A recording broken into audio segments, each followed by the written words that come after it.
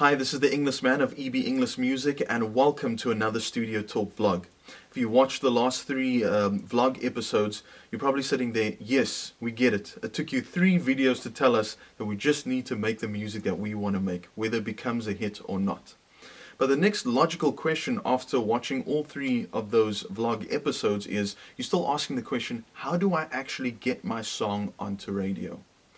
And I'm going to give you the process that I needed to go through when I released my single 3 years ago called We Ain't Friends.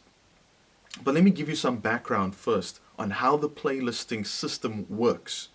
And I can only speak for the radio stations that I've worked for. I can't speak for everyone else.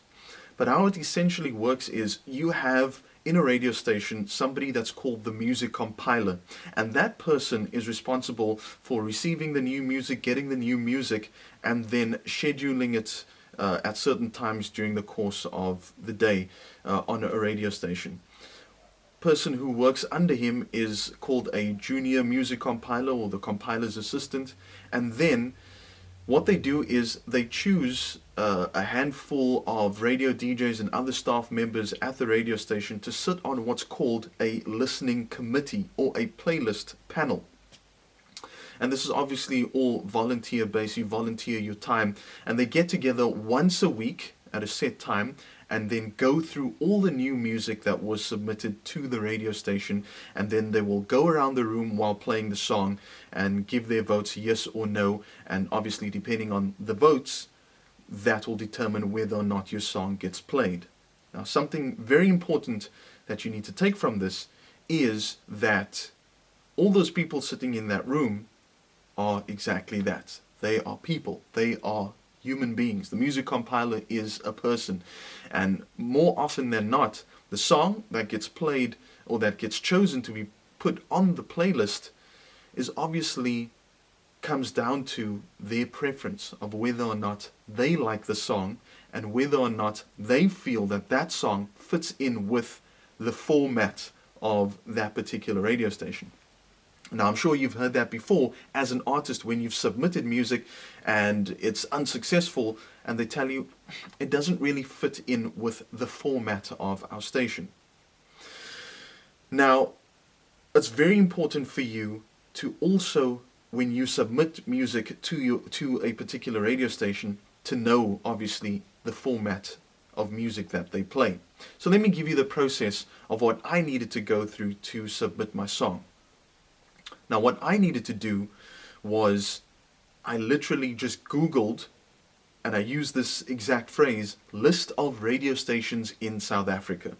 I brought up a Wikipedia list of a couple of radio stations, and I know that some have posted a screenshot of or a link to a website or blog or something with a list of all these radio stations in South Africa and the email address of all the music compilers working at that particular station. Whether it's still up to date, you're going to have to investigate that. But what I did was I got that list of radio stations together.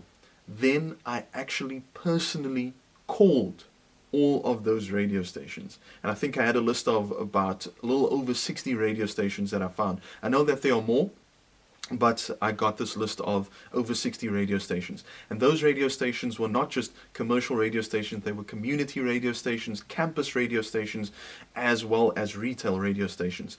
And I went onto their collective websites or Facebook pages to get the contact details for that particular station, and I called each and every radio station, asked specifically to speak to the music compiler.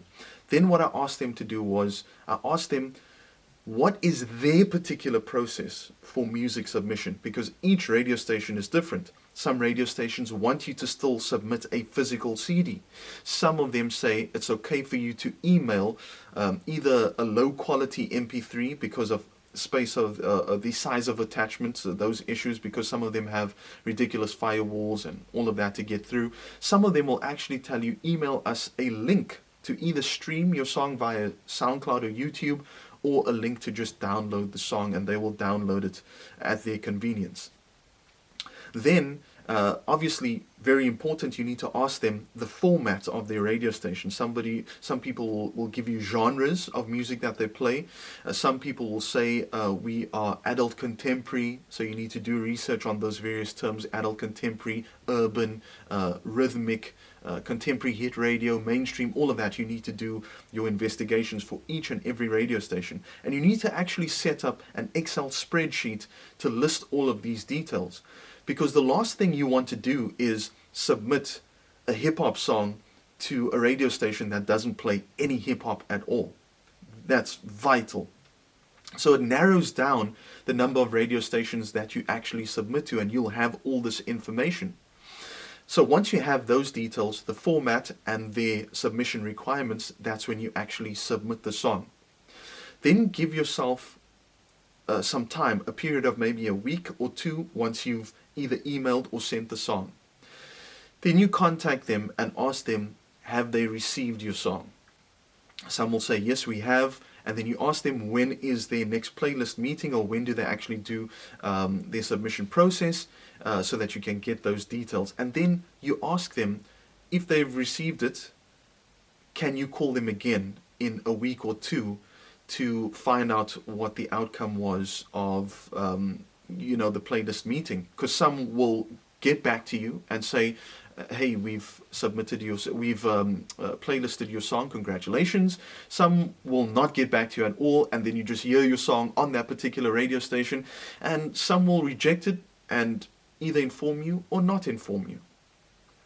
But then it's up to you to actually follow up, call them, ask them, has it been successful, yay or nay? If not, you actually do have the right to ask them, but obviously don't get aggressive, don't get angry or upset. Just tell them, I'd like to know, if it was rejected, why it was rejected. And then you give your reasoning, because you'd like to know for future submissions, because now you'll know for the next time whether or not you should submit your song to that particular radio station.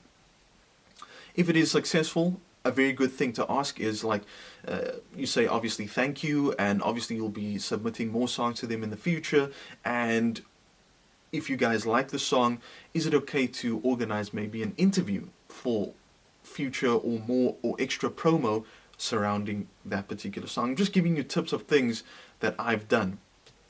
Now, in that process for my particular single, doing all of those things, it actually took 6 weeks, in my case, to get feedback from all those radio stations and to enter that data into my particular Excel spreadsheet that I set up. So I'm just telling you, that is the process that you need to go through.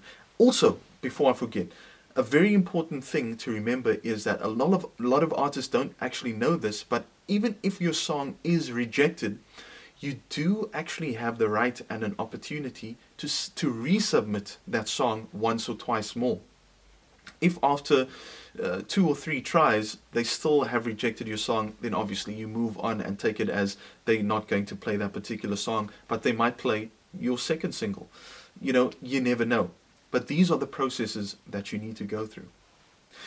Please give me a thumbs up if you like this video, and please subscribe to my YouTube channel, youtube.com/Englishman, so you can get notifications of new videos and vlogs that I post on my particular channel. And I hope to speak to you again soon on another Studio Talk vlog.